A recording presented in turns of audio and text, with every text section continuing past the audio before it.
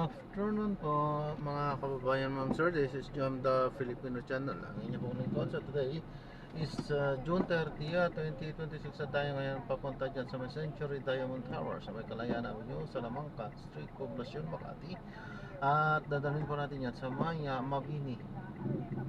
Mabini, Barangay Poblacion po yan, Poblacion, Makati.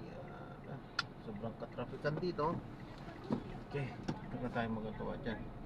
So, babalik po tayo mamaya kasi po pag nakuha na po natin sila disclaimer lamang po ang content po natin ay kalsada at hindi ang passenger. Kaya naman sakasakaliman po na may marinig kayo mga pangalan ng lugar, pangalan ng tao, pangalan ng organisasyon sa government o private man yan ay wala po kinalaman ng channel nito at wala po pinapatungkulan. Lahat po na pinag-uusapan dito ay pawang dito lamang po yan sa loob at wala po pinapatungkulan sa labas.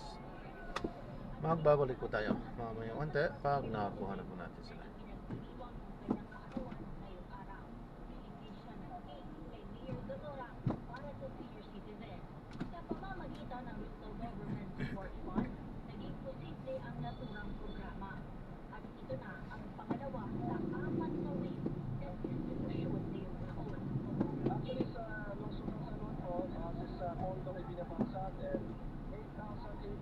Beneficiaries tayo at yan po ay puro mga senior citizens.